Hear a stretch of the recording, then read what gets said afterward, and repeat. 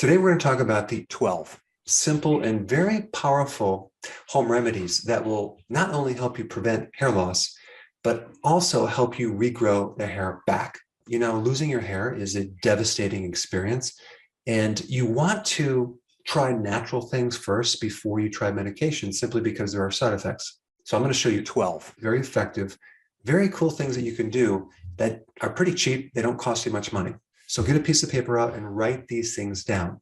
Now, the first two things I want to talk about, very important, very significant, but very few people are aware of this. So if you think about what the hair is exposed to on a regular basis, well, you take a shower and you're exposing your hair to the water.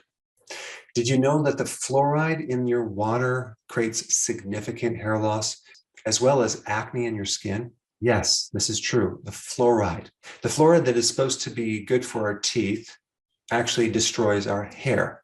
So the first piece of advice I'm going to give you is just stop taking a shower. I'm just kidding. What you really want to do is just get a simple shower head that filters out fluoride.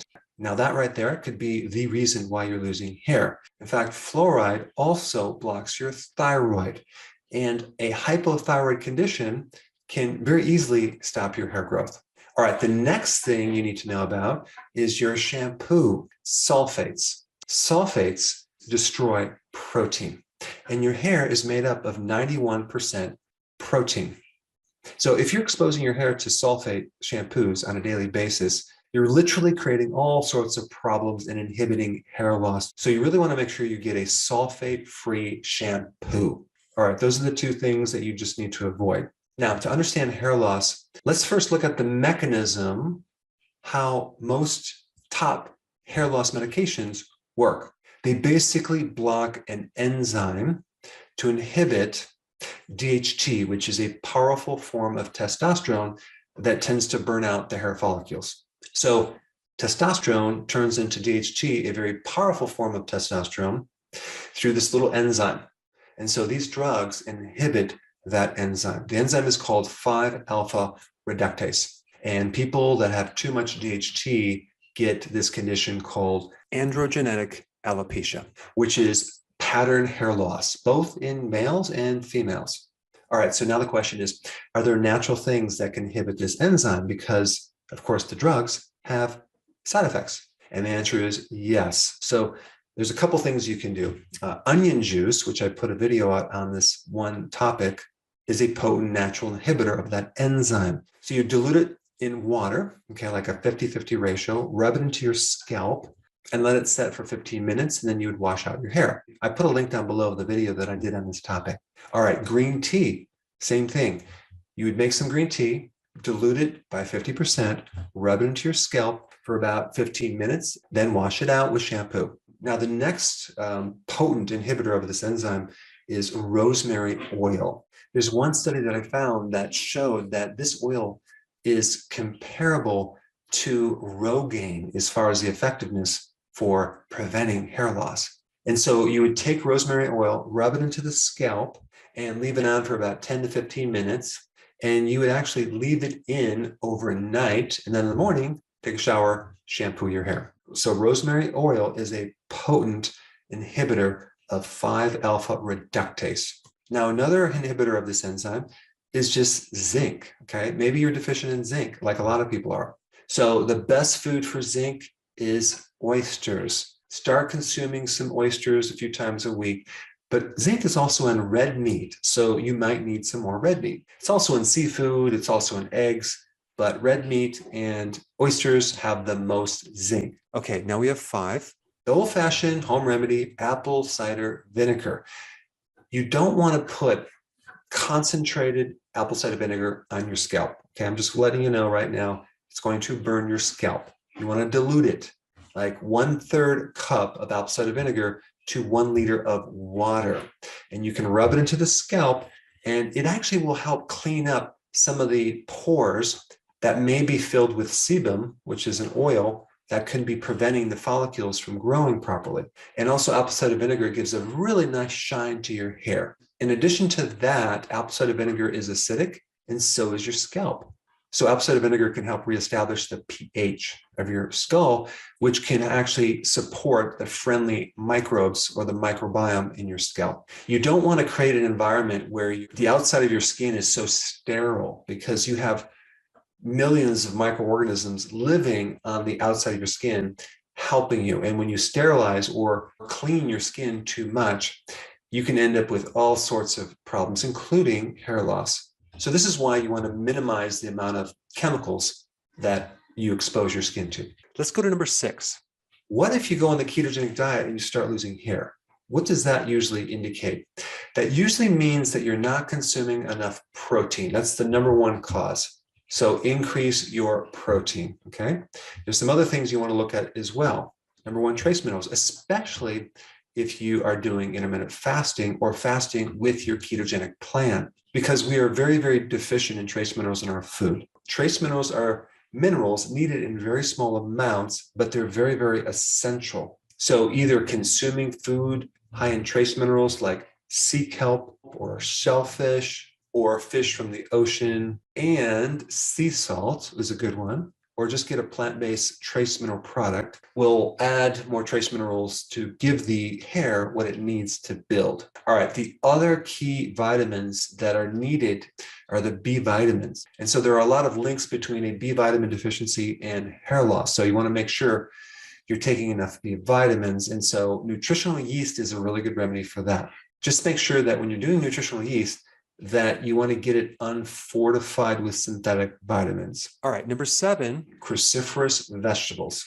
If you have too much estrogen, that can affect your hair. This is why women, when they go through their menstrual cycle, tend to lose hair. This is an excess amount of estrogen. And so one of the natural ways to help regulate estrogen is to start consuming cruciferous vegetables.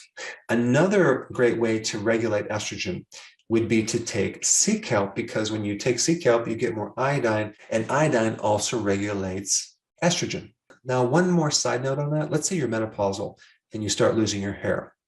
That usually is higher levels of cortisol related to stress. And if that's your situation, I put a link down below on cortisol, because that's a very, very important topic. Let's talk about number 8, selenium. Next home remedy would be something to support a hypothyroid condition. If you have a slow thyroid, a lot of times you'll lose hair. And one of the key trace minerals for the thyroid to support it and help convert T4 to T3 is selenium.